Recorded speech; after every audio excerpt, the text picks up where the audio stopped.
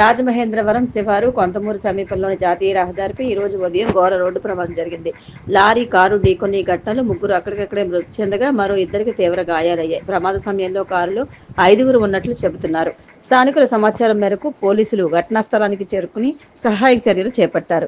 బాధితులకు చికిత్స నిమిత్తం ఆసుపత్రికి తరలించారు. మృతదేహాలను పోస్టుమార్టం నిమిత్తం ప్రభుత్వ ఆసుపత్రికి తరలించారు. ఈ ఘటనపై రాజానగరం పోలీసులు కేసు నమోదు చేసి దర్యాప్తు ప్రారంభించారు. అసాంఘిక శక్తులు కార్యకలాపాలను గుర్తించేందుకు తూర్పుగోదావరి జిల్లా వ్యాప్తంగా పోలీసులు నిన్న సాయంత్రం ఆకస్మిక సోదాలు, తనిఖీలు చేపట్టారు. మధురపూడి విమానాశ్రయం, బస్టాండ్లు, రైల్వే స్టేషన్లు, సినిమా హాళ్లు, హోటళ్లు, లాడ్జీల్లో ఈ సోదాలు జరిపారు. ప్రతి వాహనాన్ని క్షుణ్ణంగా తనిఖీలు చేసి అనుమానిత వ్యక్తులను ప్రశ్నిస్తూ వారి వివరాలపై ఆరా తీశారు. ఎవరైనా అనుమానితులను గుర్తిస్తే వెంటనే పోలీసులకు సమాచారం అందించాలని సూచించారు. నేరాల నియంత్రణకు ప్రతి ఒక్కరూ సీసీ కెమెరాలు తప్పనిసరిగా ఏర్పాటు చేసుకోవాలని ప్రజలకు పోలీసు అధికారులు సూచించారు. యోగాంధ్ర మాసోత్సవాల్లో భాగంగా రాజమహేంద్రవరం నగరంలోని సెంట్రల్ జైల్ రోడ్లో ఈ రోజు ఉదయం యోగా అభ్యాస కార్యక్రమం ఉత్సాహంగా సాగింది. జాయింట్ కలెక్టర్ ఎస్ చిన్నరాములు ఆధ్వర్యంలో యోగా గురువు నాగేశ్వరరావు సూచనల మేరకు యోగా అభ్యాసాలు చేశారు. 25 రోజుల పాటు ప్రతిరోజు ఉదయం 6 గంటలకు యోగా శిక్షణ కార్యక్రమం కొనసాగుతుందని జేసీ తెలిపారు. ఈ కార్యక్రమంలో అధికారులు, ఉద్యోగులంతా పాల్గొనాలని పిలుపునిచ్చారు.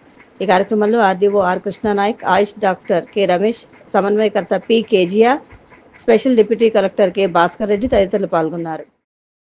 ఆరోగ్య భారతి సంస్థ ఆయోజిత ప్రత్యేక సమావేశం నిన్న రాజమహేంద్రవరం హోటల్లో జరిగింది. ఈ సమావేశంలో ఆరోగ్యకరమైన జీవనశైలి, యోగా ప్రాముఖ్యత, సమాజ ఆరోగ్య అవగాహన పెంపుదలపై విస్తృతంగా చర్చించారు. డాక్టర్ పిల్లాడి పరమహంస స్వాగతోపన్యాసం చేయగా, డాక్టర్ కాకాని పృథ్వీరాజ్ ఆరోగ్య భారతి సంస్థ లక్ష్యాలు, ప్రస్తుత, భవిష్యత్ కార్యక్రమాల గురించి వివరించారు. డాక్టర్ పిఎస్ రావు ఆరోగ్యకరమైన జీవనశైలి అనే అంశంపై మాట్లాడుతూ ఆహారపు అలవాట్లు, వ్యాయామం, మానసిక ఆరోగ్యం గురించి వివరించారు. బహిరంగ చర్చా వేదికలో doctor Paramahamsa, doctor Karri Ramareddy, doctor Kandru Muralikrishna, doctor Neelima ప్రముఖ వైద్యులు తమ విలువైన అభిప్రాయాలను మరియు సలహాలను పంచుకున్నారు.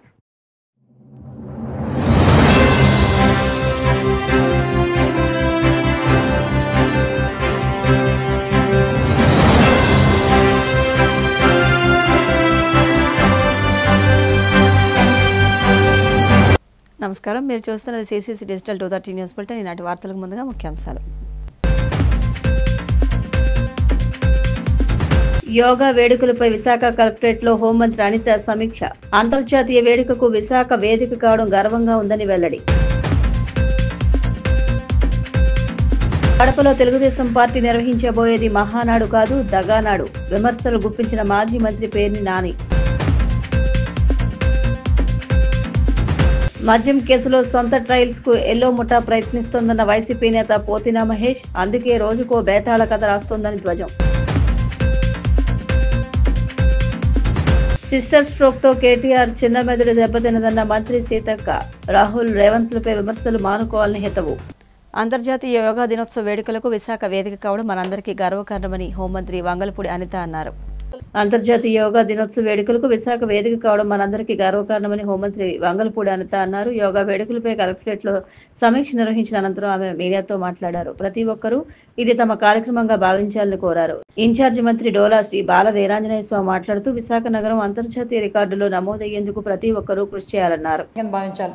ఎందుకంటే ఈరోజు ప్రపంచవ్యాప్తంగా ఉన్న 175 దేశాలు కూడా ఈరోజు జూన్ 21న విశాఖపట్నం వైపు చూసే పరిస్థితి కనిపిస్తూ ఉంది.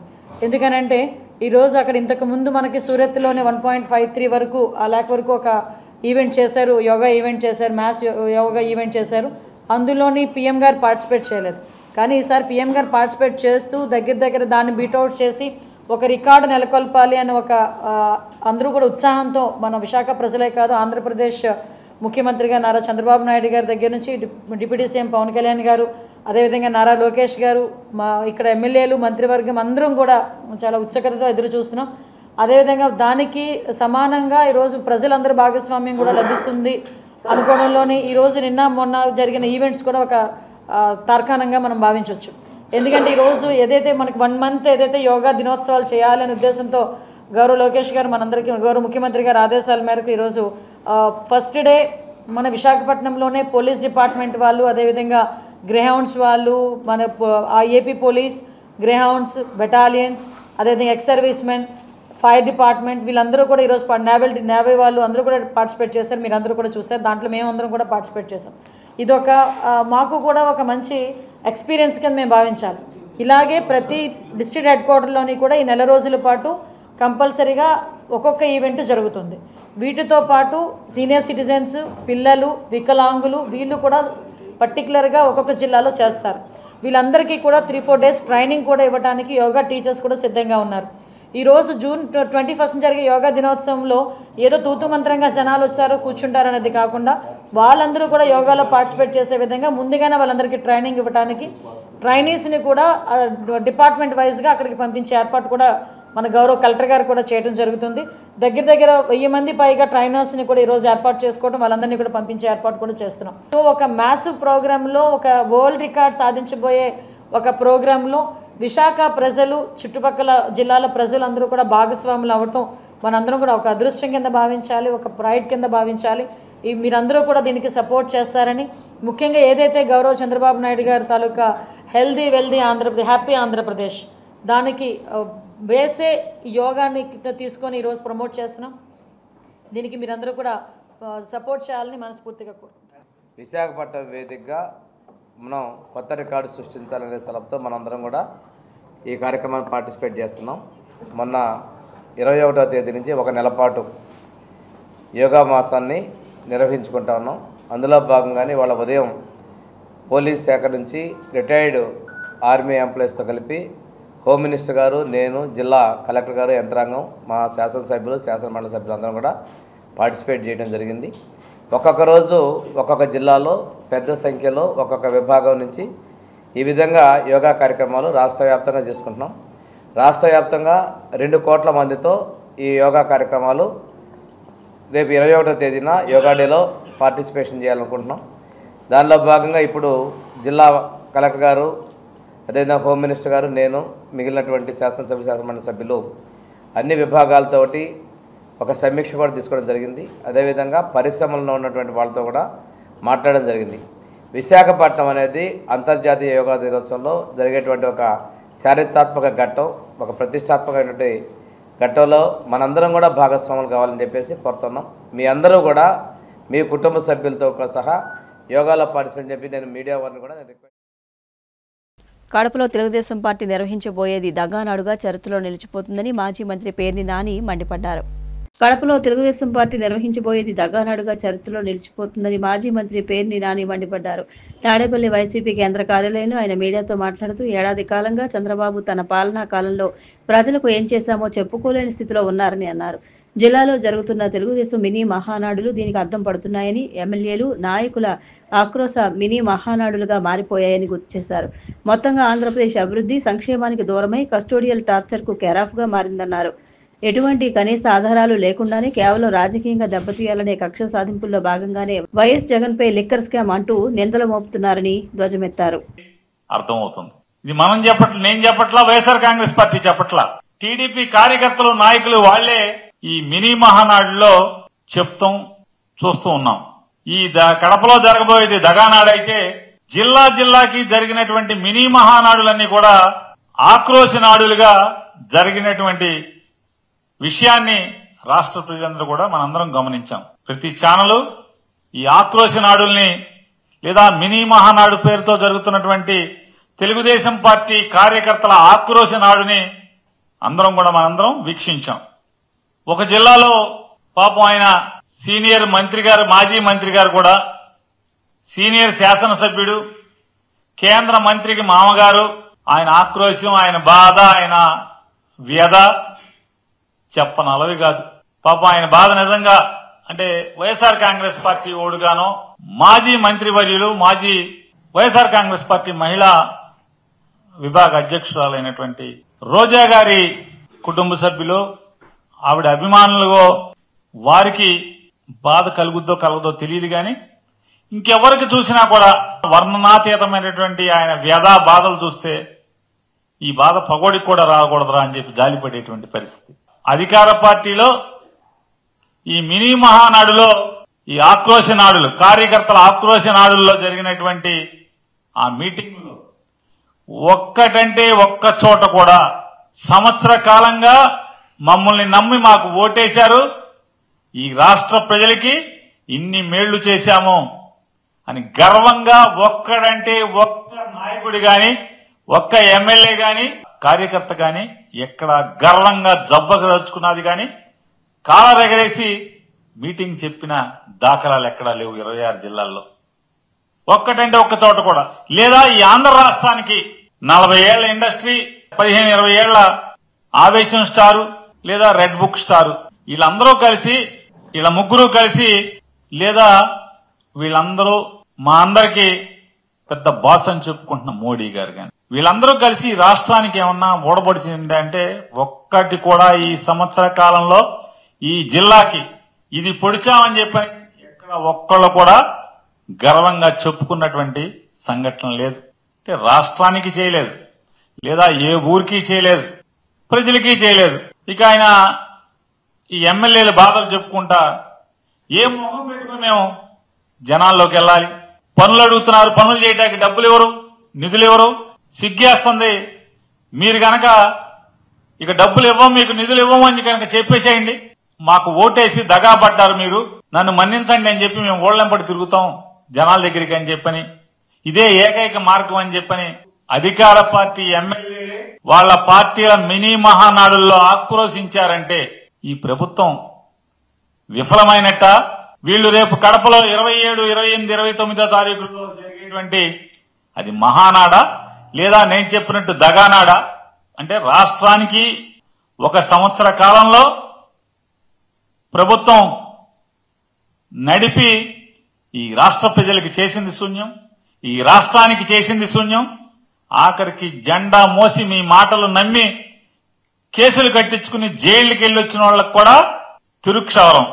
ఇవాళ ఈ రాష్ట్రంలో ఉన్న పరిస్థితుల్ని ఈ మినీ మహానాడుల ద్వారా తెలుగుదేశం పార్టీ నాయకులు, కార్యకర్తలు, శాసనసభ్యులు ఆక్రోశ నాడుల్లో వెళ్లగక్కినటువంటి బాధాతప్త హృదయాలతో కన్నీరు మున్నీరైనటువంటి సంఘటనలో ఈ రాష్ట్ర ప్రజలందరూ కూడా అనేక మాధ్యమాలు.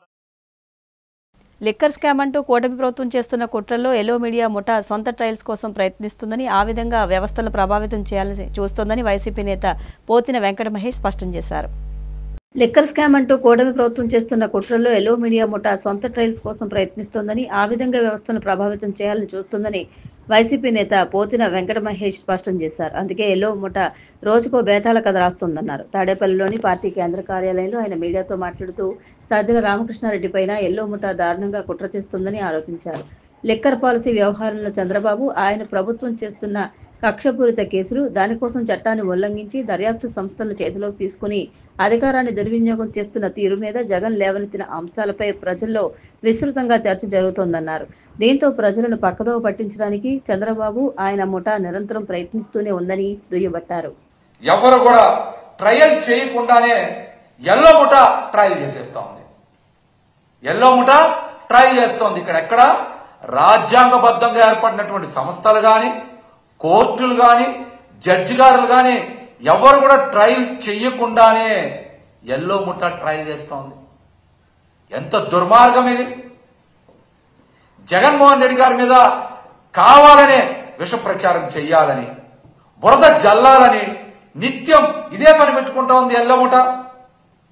ఇదే పని పెట్టుకుంటా ఉంది. వాళ్లే ఆరోపణలు చేస్తారు, వాళ్లే ఆధారాలు ఉన్నాయంటారు, చివరికి ఆధారాలన్నీ కూడా చెరిపేశారని కూడా వాళ్లే అంటా ఉన్నారు.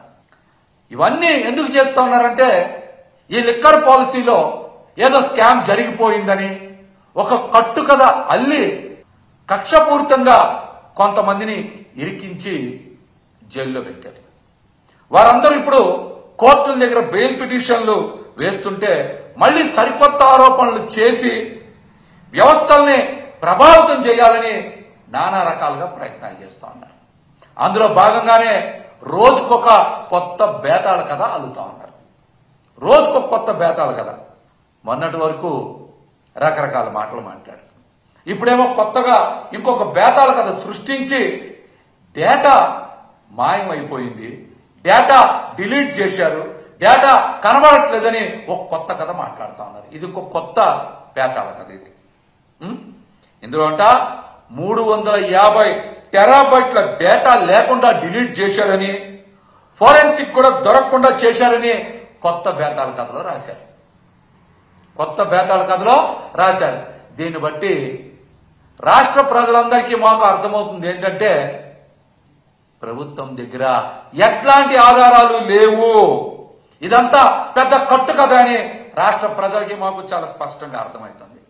మీరు మనుషుల్ని బెదిరించి లొంగ తీసుకొని భయపెట్టి ప్రలోభపెట్టి తీసుకున్నటువంటి తప్పుడు వాంగ్మూలాలు స్టేట్మెంట్లు తప్ప ఈ ప్రభుత్వం దగ్గర ఆధారాలు కానీ ఎవిడెన్స్లు కానీ లేదనేది చాలా స్పష్టంగా అర్థమవుతోంది.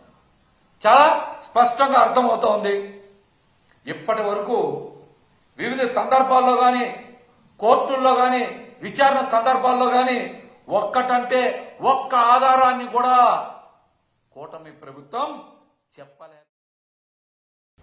ఒక ప్రణాళికాబద్ధంగా రాజకీయ భవిష్యత్తును నిర్ణయించేందుకు చేపట్టిందే మహానాడు అని జగ్గంపేట ఎమ్మెల్యే జ్యోతుల నెహ్రూ పేర్కొన్నారు. కడప నగరంలో R&B గెస్ట్ హౌస్లో ఆయన మీడియాతో మాట్లాడారు. ఒక ప్రణాళికాబద్ధంగా రాజకీయ భవిష్యత్తును నిర్ణయించేందుకు చేపట్టిందే మహానాడు అని జగ్గంపేట ఎమ్మెల్యే జ్యోతుల నెహ్రూ పేర్కొన్నారు. కడప నగరంలో R&B గెస్ట్ హౌస్లో ఆయన మీడియాతో మాట్లాడుతూ వైసీపీ నాయకుడు పేర్ని నాని దీనిని దగానాడు అన్నారని, టీడీపీ నేతలు ఏమి దగా చేశారో చెప్పాలన్నారు. ఆయన ఏమి మాట్లాడుతున్నాడో ఆయనకే అర్థం కావట్లేదన్నారు. ఏ రాజకీయ పార్టీ అయినా సంవత్సరాలకో 2 సంవత్సరాలకో ఎందుకు జరుపుకుంటుందన్నది కనీస పరిజ్ఞానం లేకుండా ఆయన మాట్లాడినటువంటి పని. మహానాడు కానీ ప్లేనరీ కానీ జరుపుకోవడం అన్నది నిన్నటి వరకు రాజకీయ పార్టీగా మనం ఏం చేసాం, అధికారంలో ఉంటే అధికారికంగా ఏం చేసాం, భవిష్యత్తులో రాజకీయ పార్టీగా మనం ఏం చేయాలి, అధికార పార్టీ అధికారంలో ఉన్నప్పుడు అధికారికంగా ఏం చేయాలి అన్నదాన్ని ఒక ప్రణాళికాబద్ధంగా నిర్ణయం చేసుకోవడం కోసం ఈ మహానాడులు కానీ ప్లేనరీలు కానీ ఏ రాజకీయ పార్టీ అయినా జరుపుకునేటటువంటి పరిస్థితి ఉంటుంది.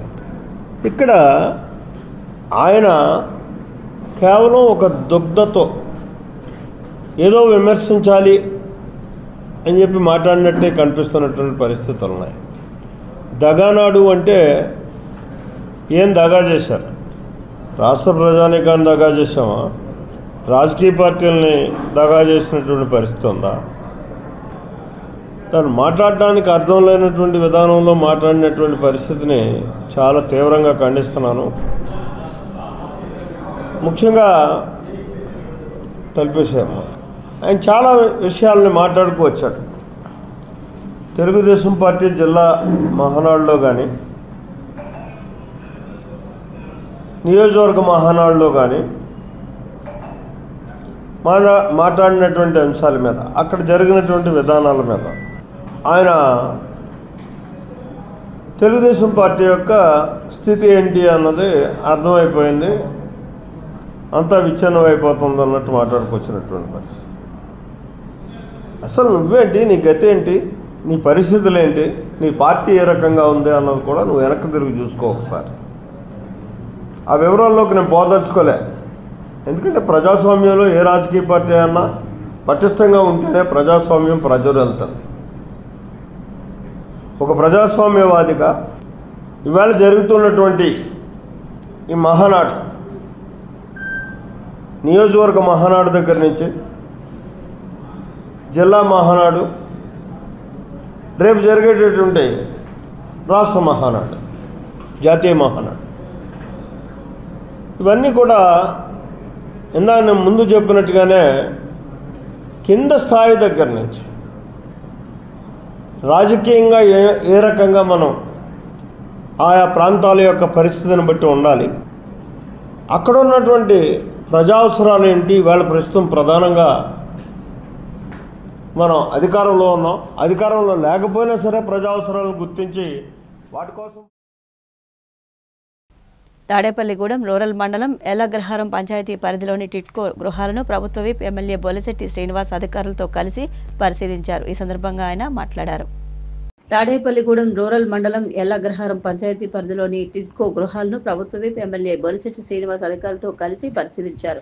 ఈ సందర్భంగా ఆయన మాట్లాడుతూ గత ప్రభుత్వ హయాంలో టిట్కో గృహాల పట్ల నిర్లక్ష్యం జరిగిందన్నారు. పారిశుధ్యం లోపించడం, విద్యుత్ సదుపాయాలు లేకపోవడం, నిర్ణీత సమయంలో గృహాలను లబ్ధిదారులకు అందించకపోవడం వంటి కారణాలతో టిట్కో గృహాల సముదాయాలలో సమస్యలు ఏర్పడ్డాయన్నారు. టిట్కో గృహాల సమస్యలను ప్రభుత్వం దృష్టికి తీసుకువెళ్లి పరిష్కారానికి కృషి చేస్తానని ఎమ్మెల్యే హామీ ఇచ్చారు. చేశారు కానీ 2019-24 వచ్చిన ప్రభుత్వం ఈ కాలనీని కానీ ఇక్కడ మనుషుల్లాగా చూడలేదు. దాని ధర్మల మెయింటెనెన్స్ లేక అన్నింటిలో కూడా పాడవడం జరిగింది. కాబట్టి మున్సిపల్ కమిషనర్ గారు శ్రద్ధ తీసుకుని ఈ ప్రాంతం 2-3 సార్లు కూడా అభివృద్ధి చేయడం జరిగింది. ఏదో కొంతవరకు చేయగలిగాం. ఇప్పుడు కొంత డబ్బు ఖర్చు పెట్టైనా సరే ఇక్కడ చేయడానికి పురపాలక సంఘానికి అప్పచెప్పడం జరిగింది. మీకు ఏదైతే నీళ్ళన్నీ నిలబడిపోయినాయి అన్నీ క్లియర్ చేస్తాం. ఏదైతే నీళ్లు కారిపోయినాయి అన్నీ కూడా ఒక 2-3 నెలల్లో మొత్తం అన్నీ బాగు చేయించి బాధ్యతని హౌసింగ్ టిట్కో డిపార్ట్మెంట్ కూడా అప్పచెప్పడం జరిగింది. మీకు నేను నా రిక్వెస్ట్ ఏంటంటే 3వ ఫ్లోరు 4వ ఫ్లోర్కి వెళ్ళడానికి కొద్దిగా ఏజ్ ఉన్నవాళ్ళు కానీ శారీరకంగా ఆరోగ్యంగా లేని వాళ్ళు కానీ ఇబ్బంది పడుతూ ఉన్నారు. కాబట్టి నా ప్రపోజల్ ఏంటంటే ప్రతి బ్లాక్కి ఒక లిఫ్ట్ పెట్టుకుంటే పై 2 ఫ్లోర్లు వాడుకునేలాగా దానికి ఫెసిలిటీ ఇవ్వాలని నేను ఆలోచన చేస్తూ ఉన్నా. గవర్నమెంట్ కూడా ప్రపోజల్ ఈరోజే పంపిస్తాను. అప్పుడు పైన కూడా రావడానికి సుముఖం చూపిస్తారు. ప్రభుత్వం ఇన్ని కోట్లు ఖర్చు పెట్టింది, ఇంకొక 3-4 కోట్లు ఖర్చు పెడితే అందరికీ లిఫ్ట్లు వేసే అవకాశాన్ని కూడా ప్రభుత్వానికి ఉంది. కాబట్టి మన తరపున రిక్వెస్ట్ చేస్తాం, మీరు ప్రతి బ్లాక్కి ఒక ప్రెసిడెంట్ ఎన్నుకోండి. మీరు విధిగా 100 రూపాయలు తీసి మీ పక్కన పెట్టుకుని మీ ప్రెసిడెంట్ దగ్గర పెట్టి ఆ బ్లాక్ అవసరమైన కరెంటు బిల్లులు కానీ లిఫ్ట్కి ఉపయోగించిన మెయింటెనెన్స్ కానీ చేసుకోవడానికి అవకాశం ఉంటుంది. కాబట్టి ప్రజల సహకారం కూడా అవసరం. మున్సిపాలిటీ వచ్చి క్లీన్ చేసి వెళ్ళిపోతే చెత్తతోటి తీసుకొచ్చి దాంట్లో ఈ ప్లాస్టిక్ పట్టుకొచ్చి బోధుల్లో పడేస్తున్నారు. మున్సిపల్ వాళ్ళు కూడా మనుషులే, మళ్ళంటే మున్సిపాలిటీ పనిచేసి కమిషనర్ కానీ సిబ్బంది కానీ ఇంజనీరింగ్ సిబ్బంది కానీ ఎవరైనా మనుషులే, మళ్ళంటి మనుషులే. కాబట్టి మనం కూడా సహకరించవలసిన అవసరం ఉంది. నిట్ కాలేజీ ఉంది, తాడేపూడి ఎంట్రన్స్కి డైరెక్ట్ రోడ్డు. ఎక్కడైతే రోడ్డు మీద డంప్ చేసిన ప్రతి వెహికల్ని సీజ్ చేసి కోర్టు పెడతామని కూడా నేను తెలియజేస్తూ ఉన్నా. మీకు మళ్ళీ చెప్తున్నా, ఎవరైనా మెడికల్ వేస్ట్ కానీ లేకపోతే ఇంట్లో పనిచేసి తవ్వేసినవి కానీ సామాన్లు అన్నీ తీసుకొచ్చి నిట్టి ఎదురుకుండా రోడ్డు మీద వేసిన సీసీ కెమెరాలు పెట్టాం. అక్కడ ఎవడైనా చేస్తే కాలుగట్లు కానీ వేసినా సరే పనిష్మెంట్ ఉంటుందని కూడా నేను తెలియజేస్తూ ఉన్నా. మనం అన్నీ కూడా మనం కోఆపరేట్ చేయాలి. ప్రభుత్వం ఇస్తుంది, ప్రభుత్వం ఎన్ని ఇస్తుంది, ప్రభుత్వం ఫెసిలిటీ వాడుకోలేకపోతున్నాం మనం. మీ ఇళ్ళకాడ ఇచ్చిన ఫెసిలిటీ అనదర్ లేఅవుట్లో లేవు. కావాలంటే మీరు చూసుకోండి, సిమెంట్ రోడ్లు లేవు, డ్రైన్లు లేవు, ట్రాన్స్ఫార్మర్లు లేవు. మీది ఒకే లైన్లో ట్రాన్స్ఫార్మర్లు ఉంటాయి. అన్ని చోట్ల కూడా బాగా చేసుకున్న చంద్రబాబు నాయుడు గారు ఆ రోజు ముఖ్యమంత్రిగా చేయాలనుకున్న పని చేస్తే గడిచిన ముఖ్యమంత్రి 24 వరకు ఉన్న జగన్మోహన్ రెడ్డి ఏమీ ముట్టుకోలేదు. కానీ మళ్ళీ ఈరోజు మన ప్రభుత్వం వచ్చింది, మంచి ప్రభుత్వం వచ్చింది. ప్రజలు ఎలా ఉన్నారో చూసుకోవాల్సిన అవసరం బాధ్యత మాకు ఉంది. కాబట్టి మీరు ఓట్లు వేశారు కాబట్టి ఖచ్చితంగా మీ ఇబ్బందులన్నీ ఒక 2 నెలలు 3 నెలల లోపల అన్ని ఇబ్బందులు తీర్చి బాధ్యతను నేను తీసుకుంటాను పర్సనల్గా. ఇక్కడ అధికారులు విశాఖలోని మహారాణిపేట పోలీస్ స్టేషన్ పరిధిలో 2021లో మిస్సింగ్ కేసులో పోలీసులు పురోగతిని సాధించారు. ఈ కేసులో మహిళ హత్యకు గురైనట్లు నిర్ధారించారు. విశాఖలోని మహారాణిపేట పోలీస్ స్టేషన్ పరిధిలో 2021లో మిస్సింగ్ కేసులో పోలీసులు పురోగతిని సాధించారు. ఈ కేసులో మహిళ హత్యకు గురైనట్లు నిర్ధారించారు. 2021 డిసెంబర్ 26న బాధితురాలికి బాగా పరిచయం ఉన్న దివాకర్ అనే వ్యక్తి ఆమెను దారుణంగా హత్య చేసి ఏమీ జరగనట్లుగా సమాజంలో తిరుగుతున్నాడని పోలీసులు గుర్తించారు. బలమైన నిశ్చయాత్మకమైన ఆధారాల ఆధారంగా అతన్ని అరెస్ట్ చేసినట్లు విశాఖ సిపి శంకబ్రత బాగ్చి తెలిపారు. ఆమె మృతదేహాన్ని తూర్పుగోదావరి జిల్లా ఎర్రవరం కాలువలో పడేసినట్లు దర్యాప్తులో వెల్లడైనట్లు సిపి వివరించారు. కంచర్పాలెంలో ఒక కేసు 4-5 ఇయర్స్ నుండి అన్సాల్వ్డ్ కేసు మనం డిటెక్ట్ చేసాము. ఈ ఇన్స్పెక్టర్ షేక్ హుసేన్ గారి ఆధ్వర్యంలో స్పెషల్ టీం అది డిటెక్ట్ చేశారని మన అందరికీ తెలుసు. ఆ రోజు కూడా వాళ్ళందరికీ అప్రిషియేషన్ చేయడం జరిగింది. ఈరోజు కూడా ఇది నెక్స్ట్ కేస్. ఇది లాస్ట్ 4 ఇయర్స్ నుండి అన్డిటెక్టెడ్. పల్లా గీత 21 డిసెంబర్ 2021 నుండి మిస్సింగ్. సో ఆ రిలేటివ్స్ పిల్లలు నాకు ఒక 10 రోజుల క్రితం వచ్చి కలిశారండి. ఈ విధంగా లాస్ట్ 3-4 ఇయర్స్ నుండి మా అమ్మ కనపడడం లేదు. ఒకటి మిస్సింగ్ ఆప్షన్, రెండోది ఏమైనా మతస్థిమితం లేదు, ఏదైనా మెంటల్ హాస్పిటల్లో ఉండొచ్చు, లేకపోతే ఏమైనా యాక్సిడెంటల్ డెత్, లేకపోతే ఏదైనా డెత్ జరిగి ఉండొచ్చు. ఏం జరిగింది ఎవరు చెప్పడం లేదు. లాస్ట్ సో మెనీ ఎన్నిసార్లు మేము పోలీస్ దగ్గరికి వెళ్ళాము, ఎటువంటి పోలీస్ సమాధానం చెప్పట్లేదు. సో అందుకే మీరు చాలా కేసులు డిటెక్ట్ చేస్తున్నారని మీ దగ్గరికి వచ్చామని వాళ్ళు వచ్చి చెప్పారండి. వెంటనే నేను ఇన్స్పెక్టర్ షేక్ హుసేన్ గారికి ఆ కేసు అప్పచెప్పాను. ఆయన ఒక స్పెషల్ టీం ఫామ్ చేసి 4 సంవత్సరాల నుండి అన్డిటెక్టెడ్ కేసు 10 రోజుల్లో డిటెక్ట్ చేశారండి. అందుకే నేను అందరి ముందర షేక్ హుసేన్ గారికి ప్లస్ ఆయన టీంలో ఉన్న అందరికీ హృదయపూర్వక అభినందనలు తెలియజేస్తున్నా. అండ్ మనం అప్రిషియేషన్ సర్టిఫికేట్ కూడా ఇస్తాము. కేస్ డీటెయిల్స్కి వెళ్తే 21 డిసెంబర్ 2021 పల్లా గీత 45 సంవత్సరాలు మహారాణిపేట పోలీస్ స్టేషన్ లిమిట్స్ నుండి మిస్ అయిపోయారండి. అమ్మాయి అబోతు సునీత జనవరి 2022 అంటే కొన్ని రోజులు వెతికి తర్వాత దొరకపోతే ఉమెన్ మిస్సింగ్ కంప్లైంట్ ఇచ్చారండి పోలీస్ స్టేషన్లో మహారాణిపేట. అది అక్టోబర్ 2022లో ఈ కేసులో ఎటువంటి క్లూస్ లేవని అది అన్డిటెక్టెడ్ కింద. BRS working president KTR Congress ప్రభుత్వంపైన తెలంగాణ ముఖ్యమంత్రి రేవంత్ రెడ్డిపైన చేసిన వ్యాఖ్యలకు మంత్రి సీతక్క తీవ్రస్థాయిలో ప్రతిస్పందించారు. కేటీఆర్ ఆరోపణలు తిప్పికొట్టారు. BRS working president KTR Congress ప్రభుత్వంపైన తెలంగాణ ముఖ్యమంత్రి రేవంత్ రెడ్డిపైన చేసిన వ్యాఖ్యలకు మంత్రి సీతక్క తీవ్రస్థాయిలో ప్రతిస్పందించారు.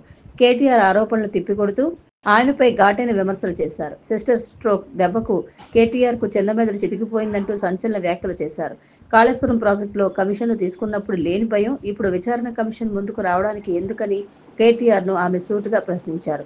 గోబెల్స్ తరహా ప్రచారంలో కేటీఆర్ను మించిన వారు లేరని, ఆయనకు గోబెల్స్ అవార్డు ఇవ్వాలని ఎద్దేవా చేశారు. కేటీఆర్ గారు ఆత్మ పరిశీలన చేసుకుని ఈ అబద్దాల పునాదుల మీద వాస్తవాలను కప్పిపుచ్చే ప్రయత్నం చేస్తా ఉన్నావు. అబద్ధానికి అవార్డు రావాలంటే మరి వాళ్ళ గోబెల్స్ మించిన గ్లోబల్ ప్రచారంలో గ్లోబల్ అవార్డు కేటీఆర్కి ఇవ్వాలి.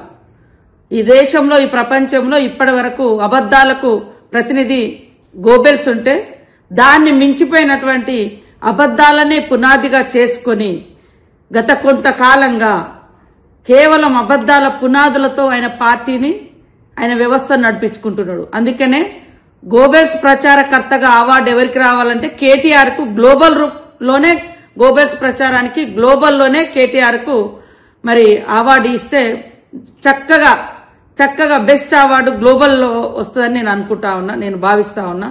కాబట్టి అయ్యా నువ్వు ప్రతిపక్ష హోదాకు పనికిరావు, ప్రతిపక్షంలో పనిచేయడానికి రావు, ప్రజల కోసం పనిచేయడానికి రావు.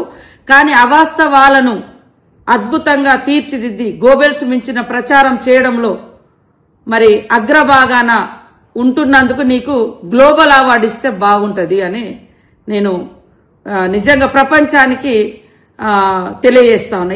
ఇట్లాంటి వ్యక్తులకు ఇది రావాలని. ఈడీ గురించి ఒకటి అంటాడు, కాళేశ్వరం గురించి ఒకటి అంటాడు. మరి అలా చెల్లె సిస్టర్ స్ట్రోక్ తోటి నువ్వు బాధపడుతున్నావు, మానసికంగా చాలా ఇబ్బంది పడుతున్నావు. ఇవాళ పాపం కవిత అన్నది మా నాయన దేవుడు గాని చుట్టూన దయ్యాలన్నారు. ఆ దయ్యం నువ్వేనైంది. ఆ దయ్యంలో ఎన్ని అవతారాలు ఉంటాయో ఏమో అర్థం కాదు. దయ్యం అంటే పిట్ట కొంచెం కోతగనం. ఈ సామెత రాజమహేంద్రవరం నగరానికి చెందిన చల్లా మహీరమ్మకు అక్షరాలా వర్తిస్తుంది. నగరానికి చెందిన ప్రముఖ వైద్యులు చల్లా వెంకట సుబ్బరాయ శాస్త్రి మనవరాలైన మహీరమ 13 ఏళ్లకే ప్రకృతి పంచభూతాల కథాంశంగా ఆంగ్లంలో rubies blue stream and the bond of fire పేరుతో ఆసక్తికర కథనంతో ఫిక్షన్ నవలను రాసిపడేసింది. మహీరమ రచించిన ఫిక్షన్ నవలకు దివంగత సమాచారం సుబ్రహ్మణ్యం సోదరుడు గంధం కృష్ణ కుమార్తె లండన్లో ఉంటున్న గంధం పావన ఈ నవలను ఆకట్టుకునేలా కవర్ పేజీని రూపొందించారు. తొలి నవలకు కొనసాగింపుగా మరో 4 సిరీస్ల నవలను రచించినట్లు తెలిపింది. సిరీస్లో భాగంగా Ruby's blue stream and scream of time పేరుతో 2వ నవలను రచించే పనిలో నిమగ్నమైంది. నవల రచనలో తనదైన శైలిని, సొంత పద సంపదను సృష్టించడం మహీరమ ప్రత్యేకతగా చెప్పుకోవచ్చు. ప్రకృతితో మానవుడి అనుబంధం, ప్రకృతికి విరుద్ధంగా ప్రవర్తిస్తే ఏర్పడే పర్యవసానాలు, జీవిత గమ్యాన్ని తన రచనల్లో సృజిస్తున్నట్లు మహీరమ వివరించింది. ప్రకృతి అంటే తనకు ఎంతో ఇష్టమని, అందుకే తాను అనుభూతి చెందిన నవలలు రాస్తున్నట్లు మహీరమ చెప్పింది. ఔత్సాహిక రచయితగానే కాదు, కర్ణాటక సంగీతంలో కూడా మహీరమ ప్రతిభ కనబరుస్తోంది. కర్ణాటక గాత్ర సంగీతంలో 4వ గ్రేడ్ శిక్షణ పొందుతోంది. కీబోర్డ్, చిత్రలేఖనం, ఈతలో కూడా ఆమెకు ప్రవేశం ఉంది. సొంతంగా పాటలు రాసి వాటికి బాణీలు కూడా కట్టేందుకు మహీరమ కసరత్తు చేస్తోంది. సివిఎస్ శాస్త్రి కుమారుడు రోషన్ కృష్ణ, వెంకట సాయిసుధ దంపతుల కుమార్తె అయిన మహీరమ 6వ ఏట వరకు అమెరికాలో పెరిగింది. ఆ తర్వాత తండ్రి ఉద్యోగరీత్యా హైదరాబాద్లో 9వ తరగతి చదువుతోంది. నేటి రోజుల్లో తోటి వయసు పిల్లలంతా సెల్ ఫోన్ల మాయలో పడితే మహీరమ్మ మాత్రం చిన్న వయసులోనే 8వ ఏట నుంచే రచనా వ్యాసంగాన్ని చేపట్టడం విశేషం. తల్లిదండ్రులు, తాత సుంకర నాగేంద్ర కిషోర్ ప్రోత్సాహం, ముత్తాత ఆధ్యాత్మికవేత్త మానవతావాది అయిన శివశంకర్ స్ఫూర్తితో ముత్యాల్లాంటి అక్షరాలతో రచనా వ్యాసంగాన్ని చేపట్టింది మహీరమ. ప్రకృతిపై ఉన్న ఇష్టంతో తొలుత షార్ట్ ఫిలిం కోసం రచనను ప్రారంభించి దాన్ని నవలగా మలిచింది. తెలుగు, హిందీ, ఇంగ్లీష్ భాషలు మాట్లాడే మహీరమ ఆంగ్ల, హిందీ భాషల్లో కవితా సంపుటిని కూడా రచించింది. మ్యూజిక్స్ పేరిట ఆమె తాత శాస్త్రి దాన్ని ప్రచురించారు. మహీరమను ఆమె తల్లిదండ్రులు, తాత ప్రోత్సహిస్తున్న తీరు ప్రశంసనీయం. ఇప్పుడు నేను నేచర్లో ఉన్న ఎలిమెంట్స్ గురించి సెట్టింగ్ బేస్ చేశాను. అందులో మెయిన్ క్యారెక్టర్ పేరు రూబీ బ్లూ స్ట్రీమ్. తన వాళ్ళ ఫ్రెండు తమ్ముడితో పాటు వాళ్ళకి చెల్లిని మెయిన్గా విలన్ నుంచి కాపాడుతుంది. ఎందుకంటే విలన్ ఏమో తన చెల్లిని కిడ్నాప్ చేశాడు. అంటే విలన్ ఏంటంటే నేచర్లో ఉన్న ఎలిమెంట్స్ అన్నిటిపై కంట్రోల్ గెయిన్ చేద్దామని.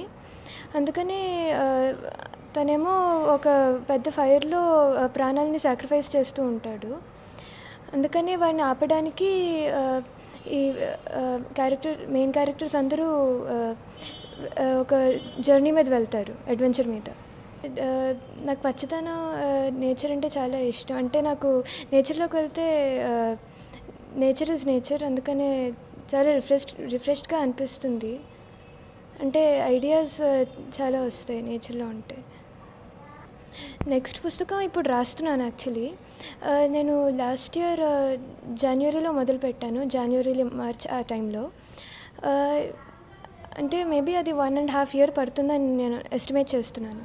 రైటింగ్ మెయిన్ హాబీగా పెట్టుకుని చేస్తాను. స్కూల్ నుంచి రాగానే హోంవర్క్ ఫినిష్ చేస్తే ఇంచుమించు 1-2 గంటలు దొరుకుతుంది రోజుకి. మామూలుగా సమ్మర్ హాలిడేస్లో అయితే మెయిన్గా దాని మీదే వర్క్ చేస్తాను. అంటే అది నా మెయిన్ స్ట్రీమ్ హాబీ అన్నమాట రైటింగ్. నేను మ్యూజిక్స్ ఆఫ్ మహీరమ అని అంటే నా పోయమ్స్, సాంగ్స్, ఆర్టికల్స్ అవన్నీ ఒక కలెక్షన్గా ఉన్న బుక్ మా తాతయ్య మెయిన్గా చేయించారు. ఇంచుమించు అది 60 pages ఉంటుంది. ఇన్స్పిరేషన్ అండ్ మెయిన్గా మోటివేషన్ మా ఫ్యామిలీ నుంచి వస్తుంది. మా పేరెంట్స్, మా తాతయ్య అండ్ నాగిన్ అంకుల్ నుంచి మంచి ఆపర్చునిటీస్ ఇస్తారు నాకు. అంటే ఈ సిరీస్ ద్వారా అయితే అందరికీ నేచర్ గురించి అవేర్నెస్ ఇద్దామని, వాళ్ళు కూడా నేచర్ గురించి ఆలోచించడానికి ప్రోత్సహించడానికి. వార్తలు ముగించే ముందు ముఖ్యాంశాలు మరొకసారి. యోగా వేడుకలపై విశాఖ కలెక్టరేట్లో హోంమంత్రి అనిత సమీక్ష. అంతర్జాతీయ వేడుకకు విశాఖ వేదిక కావడం గర్వంగా ఉందని వెల్లడి. కడపలో తెలుగుదేశం పార్టీ నిర్వహించబోయేది మహానాడు కాదు, దగానాడు. విమర్శలు గుప్పించిన మాజీ మంత్రి పేర్ని నాని. మద్యం కేసులో సొంత ట్రయల్స్ కు ఎల్లో ముఠా ప్రయత్నిస్తోందన్న వైసీపీ నేత పోతినా మహేష్. అందుకే రోజుకో బేతాళ కథ రాస్తోందని ధ్వజం. సిస్టర్ స్ట్రోక్ తో కేటీఆర్ చిన్న మెదడు దెబ్బతిన్నదన్న మంత్రి సీతక్క. రాహుల్, రేవంత్లపై విమర్శలు మానుకోవాలని హితవు. CCC డిజిటల్ 230 న్యూస్ బులెటిన్ ఇంతటితో సమాప్తం. నమస్కారం.